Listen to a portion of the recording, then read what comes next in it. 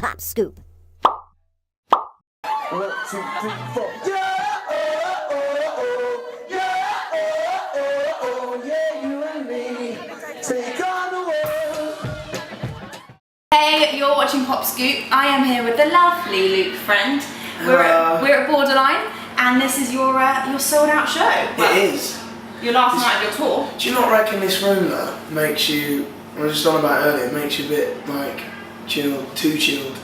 Yeah, it's making me feel quite like, I'm going to have to do some like star jumps before I go on. We'll warm you up. I came in and I was like, Luke's been eating Chinese, but apparently it's Mexican. It's not, I mean it wasn't my idea. I decided to eat slightly healthier. I just had like a beef thing.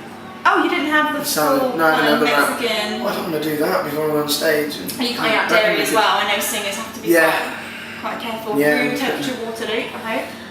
Not that strict. I've got cold water. But I've been drinking honey and ginger and stuff like that. That is the best. Oh, Fiona's gonna love bit of herbal tea. So yeah, let's talk about tonight. Tell me about the sport act, because I know you've just mentioned her. Yeah, so Fiona Bevan, yep.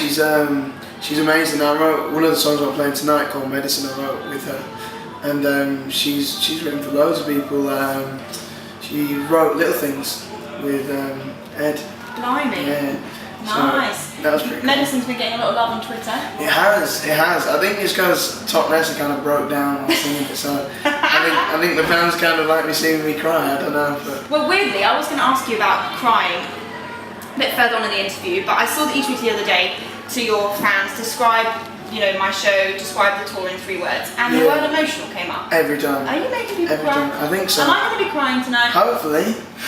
Happy tears. Is there a specific song that I need to get the tissues out? Probably What's been Medicine. the feedback? Medicine's probably is a really personal song to me, but it kind of relates to everything because the kind of symbolic word or kind of line in there is if love was medicine, I'd bring you back again, sort of thing. So it's like. Have you written about someone special? Yeah. I wrote it about my grandpa who passed about 3-4 years ago. So yeah, it's a song what I had for a while, and then Fiona helped me finish it because I couldn't write it because I wrote most of it and I was just like, I don't really want to sing this, and then Fiona kind of gave me the confidence to do it. So it's a good song. It's very personal to me, maybe a bit too personal, but like I do like it, and people seem to relate to it. People tell me stories all the time like they've related to it, and that's the best feeling, isn't it? Yeah, no, that is amazing, and that's what makes a song happy, even though it's quite a sad song. But. So obviously you've come from the X Factor. I don't want to talk too much about that. No, but you were obviously having to sing lots of covers. Yeah. Was that frustrating for you? Because way back before X Factor, I know you've done Open Mic UK. You've been doing loads of songwriting. Been popping along for a while, yeah. Was that difficult to sort of having to do all these covers when you've got all these songs locked away? No, because it depends how you look at it. If you, from my point of view, I always thought, well, I know I'm definitely going to do covers on the show. Like the only time I'm ever going to probably do my own one is when you go in for the audition. But no, it's exciting because you take someone else's song instead of singing it exactly how it was. You try and the exciting thing about doing a cover is trying to change it. Like doing. Like Run by Snow Patrol, but maybe making it a bit faster. That was amazing. Thank you. Yeah, I really enjoyed it. It was the guitar drop was a bit intentional. Do you know what? I actually love that. I love that bit. It wasn't meant to fall. I was just meant to put it behind my back, but it fell off. I broke it actually. I broke the guitar. Oh, did you? Yeah, so but it's cool because they were very generous to me, and they sent me another one, the exact same model, which I was not used to. So I was like, oh cool, thanks. Nice. Do you know when you listen to a song or you re-watch something on YouTube and you're immediately transported back to where you were when you first saw that? I remember your sing-off so vividly.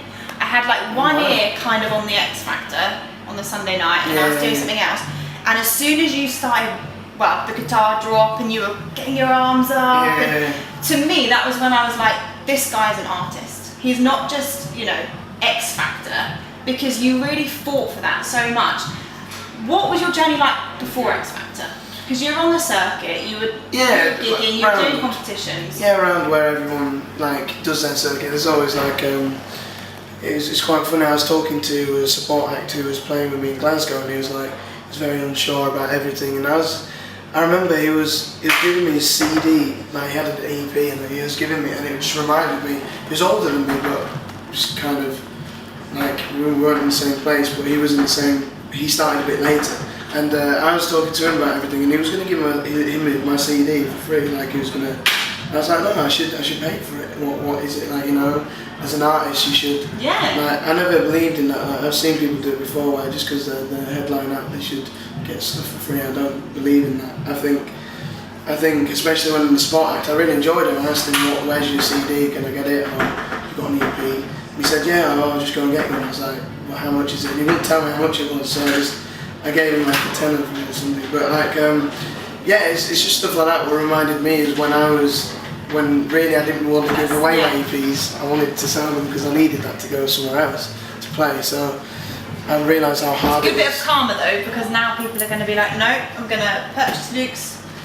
Yeah, I guess, yeah. I mean, I hope so. It's always, like, everyone needs that kind of, like, you know, to carry on doing stuff. You need people who love your music and want to get it and stuff, which is great. So, speaking about people that love you, I obviously want to talk about the single. Yeah. Because this is a compliment, and I don't want it to not sound like a compliment, No. but your first single coming out of X Factor, top 40, that Yeah. is a ridiculous achievement. And It's great. to be fair, you didn't have a lot of radio and TV or anything, No. which is a huge testament to your craft, your amazing fan base. That must have been the biggest shock, because you see all, you know, so many people that have had so much airtime, radio, TV, and Yeah. their singles don't always quite make the top 40. That was It's actually the scariest thing. impressive.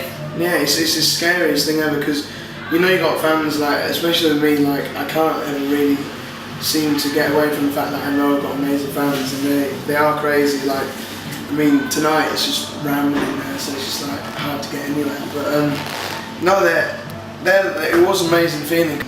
I knew it was going to be hard to get even in top 100. It's quite good when you've got such low expectations. It's kind of like, I'm going to throw this out there, see what happens, Yeah. and then.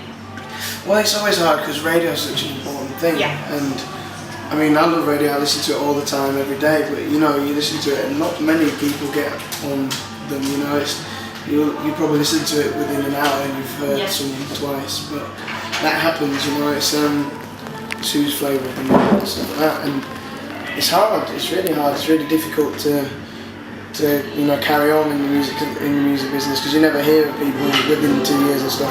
I'm glad to be here 2 years on, still doing what I'm doing, and like doing everything slowly as well. You know, first headline tour was 2 years after the show, because I wanted to earn the respect just as much as any other artist did. You know, where they played in places like here, where you could easily probably go and do an O2 or something. Yeah. But that's something else I wanted to speak to you about, because a lot of people come out of the X Factor and they almost sign to the first label that shows interest. But you had a lot of interest. What was the key aspects for you to sign with that label, to have that management team? What was important for you and the team that you wanted to build? Well, the story what I had for the management team, I think I had 18 come to me, and then the last one of the day were Crown, who I'm with now, and I asked everyone the same question. I said, at the end of it, you know, we had a nice chat and everything like that, and every single one who I asked if they've ever heard my original music, they kind of just went, oh, no, I haven't. Wow. And then I kind of just made my mind up there, and then Crown came in, and my manager Darren, I asked him the same question, and they had a list of my old songs which I've written and stuff like that, and they were genuinely interested, and that kind of just sold it for me. Well, it sold it for me because it's like, you've got a genuine interest and you actually like my music. I'm not going to go with anyone who doesn't, you know. I'd rather manage myself if there was no one out there who liked my music. So it's always difficult to fully understand whether people really love it or not until they do something without you making any effort, you know. So it's quite nice to see that, and I love that. And with especially with labels, we had 3 who were interested, and I wanted to have a meeting with all of them. And I remember some of them didn't want to originally, and I was like, well, I'm not going to make any decision until I have a meeting. Right.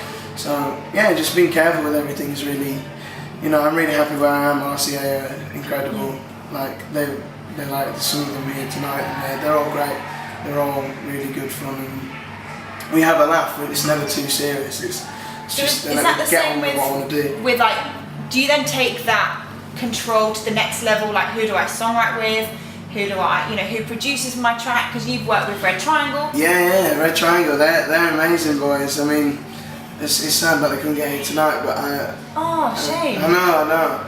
I love them, and we wrote a song. Well, we've written quite a few.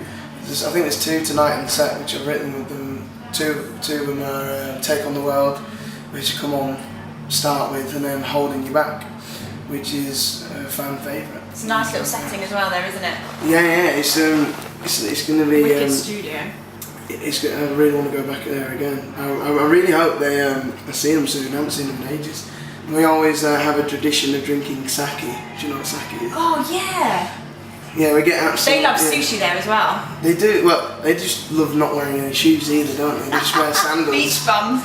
They just wear sandals all the time, or shorts. Always seems to be sunny when I go there as well. It's never rained. It's the place. It's never rained every time, but it's an amazing. A lovely area, isn't it? Yeah, we. I think I've still got a recording on my phone of us really drunk, like singing. We made up a song, and we were drinking Diplomatico at the time. Do you What's know, that? It's like a rum. Oh wow. You should try it. It's really yeah, nice. no, I've heard that. And that's like their favourite rum, and we were having that, and I've still got a recording on my phone of us singing Good guy. along the river. For our Pop Scoop viewers that don't know what we're talking about, we're talking about Red Triangle. They're guys that produced Luke's single, and it's the coolest studio. It's in the middle of nowhere, in the New Forest, isn't it? Yeah, it's in just a beautiful part of the country, which is hard to get to, but It is hard. it's lovely. Did the job? Yeah, it did. Did pretty well. It did. I also want to talk about this: the hair, the look, got it. the necklaces, Got it everything. taken back. So before Luke and I started chatting, and the camera was rolling, we were talking about tops and jeans and all sorts. Do I have my ripped jeans on today, don't I? I know, I was quite disappointed that you didn't have your ripped jeans on. Do you know why? Because I've got 2 pairs of them, and they're both split in the same place. Oh, do I want to know where? That area, yeah. Oh, the area. Well, the in-between area. Oh, wow. Yeah. Too much. But you've always had such a strong identity, such a strong branding, such a strong look. Is that something that just came really naturally to you? One day I want dreadlocks and I'm going to keep them and that's just what I like? Or has that been a very kind of instrumental thing that you've decided that you want that consistency, you want to stand out from the crowd, you want to be memorable? I think it was always a mistake. Like, I just watched a documentary on Bob Marley, and I remember, I think it was about 3 or 4 Christmases ago, I started reading my hair like that, and I got a towel, like a towel just right here, like that. All of these? Normal towel. They're not for my hair, don't worry, they're for the stage when we get set. But no, I used to like rub my head one way and then rub it the other, and just, that's how it happened. You got lovely hair, so you don't need to do it. I'm quite intrigued. Well, like this? Yeah, and then rubbed it one way, in the middle. And that's... It's much shorter than yours, though. It was like, I had it like... That's the secret. Sort of like... My hair used to look sort of like... What is it? That middle like pile thing where it's like half here. That look oh no, the curtains. Look ridiculous. Like the Stephen Gately curtains. Literally, there. Amazing. Like Jack in Titanic or something like that kind of curtain thing. Wicked. But then I got rid of it. I used to wear a hat and then did this dread thing, and then it worked. It certainly has. So, bittersweet this evening, probably end of the tour. Yes. 6 days in a row. It's been a lot of hard work, but I've loved it. I kind of don't want to stop tour. But you've got your album. Yes, October time. October. Yeah, which we're thinking at the moment. October, and then could change. I'm very indecisive. Well, quite an indecisive person. And what else have you got planned? So obviously you've got your tour. Are you back in the studio? Are you doing any other gigs? Yeah, I'm never going to stop in the studio, I don't think, because I like writing for other people as well. So even if I'm just writing for myself at that point, usually I think there's been a couple of songs which have been pitched to other people at the moment. So people are starting to like my songwriting as well, which is great. Which is exactly what it's all about. Yeah, it's good fun. It's all these little different things that I don't ever know about until I've experienced it. And I'm still learning all these new things. You're going to go on stage soon. Yeah. I'm going to leave your dressing room. Do you have any... It's not in the state, thank God. I was expecting a lot of stuff. just for you. Oh, thank you. Do you have any kind of little rituals that you're about to do before you go on stage as soon as I leave the room? Not really, I just You seem quite chilled. I just drink some honey and ginger. Is that it? That's all I. Very rock and roll. That's all I. Quite disappointed. I know. Well, I have stuff afterwards, you know, like. Rum. What was this? Yeah, rum. There was this whiskey what I got given at King Tut's the other day. It was like an 1833. Well, I forgot what it was called. I'll be seeing you after. Got given this as a champagne. Very nice. Well, best of luck tonight. Really, really excited to see your set. Thank you very much. Well done with the single, and I hope to see you soon. And I think I'll have a good time tonight. I will. Enjoy it. I'm very, very excited. I don't think it won't be too hot in there. Whew. Thanks for watching. Bye.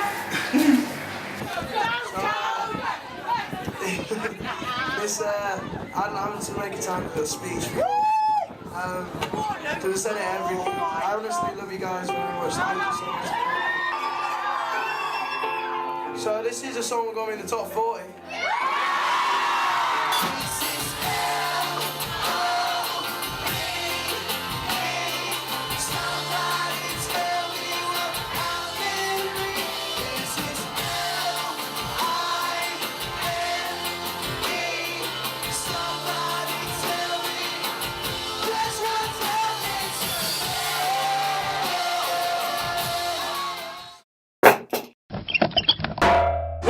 Pop scoop. They're great.